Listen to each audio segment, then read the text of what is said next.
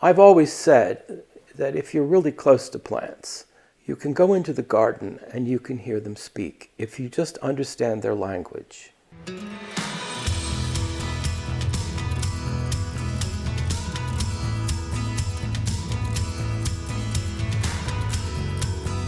Hi, William. How are you? Nice to meet you. Thanks for having us here. Welcome to Roughwood. It's a pleasure to meet you. Well, thank you. So great. You're here to talk about seeds. Yes, Good. and your heirloom garden. Right. All of my books, well, the most recent ones, have tomato-based sauces or whatever in them. Oh. My grandmother used to come over here and stay. I'd find her up at 2 o'clock in the morning. What are you doing? Oh, I'm making a sponge cake. I need something to nibble on. You know, that kind of thing. I'd love her. See, her mother went to the Philadelphia cooking school, started, what, 1884? That's quite famous. Yes, by Sarah Tyson Rohrer. Right, it's very famous. And so my great-grandmother went there in 1884, 1885, and there's Mrs. Rohrer sitting in the middle with her gold watch. So my great-grandmother learned pickling there and then became kind of the pickle queen of Chester County. It's been a labor of love. My grandfather started the seed collection. Right, I read about that. About 1932. So it's our plan to have this go beyond. People have begun to realize that they've lost something somewhere along the way. And the food that we're getting in the supermarkets isn't the best choice. And a lot of it has to do with education. It's when you put them in front of a table full of these plants, they get to taste the difference. This is the original brandy wine that came from up here in Pennsylvania. This is the flavor that the world needs to taste. Wow, this is incredible.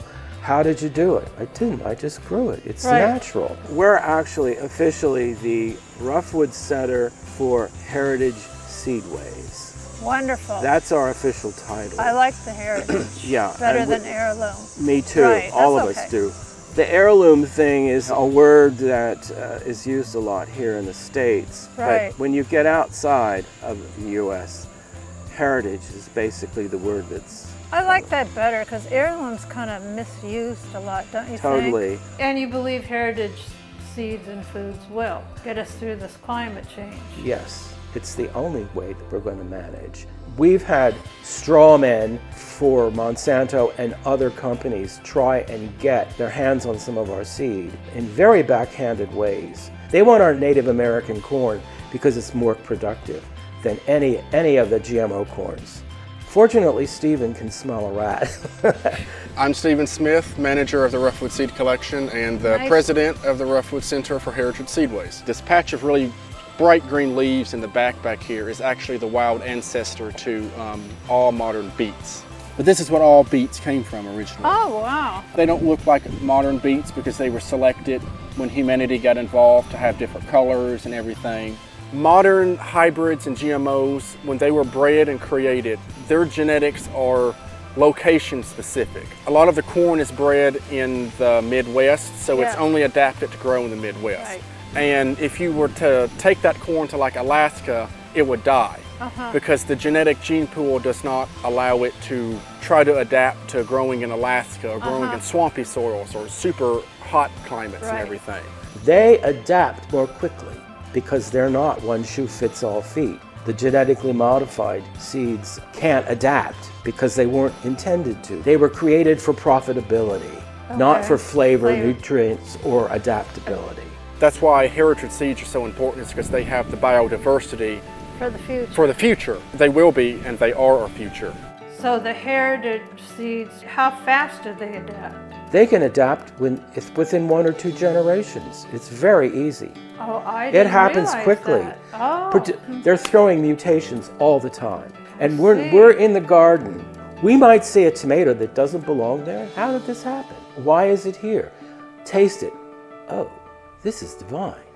We need to save this. And that's why it's important to preserve them. If we lose them, not only are we losing part of culture, they are cultural artifacts. We're losing something that humanity has done for thousands of years. Because of the nature of the heritage seeds, they're continuously doing throwbacks to genetic ancestors. We were given, for example, by a Nanticoke Indian, a collection of squash. When we grew those squash out, we ended up with about 50 Native American varieties. Wow. They kept coming out because these were unstable, but that's the way the Indians raised them. This is one of the 50 that came out of the mix. And we're growing a lot of these to give back to the Lenape Nation.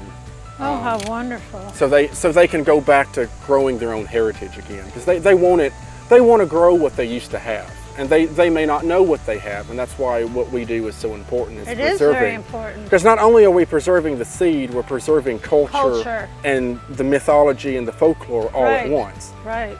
They're wonderful tools to pull children in to the whole story of food and how it grows, and it gives them a stake in the whole process. And it's a great teaching tool. I agree. And there are schools now where they have gardens and the kids are out there. I think it's wonderful. Planting.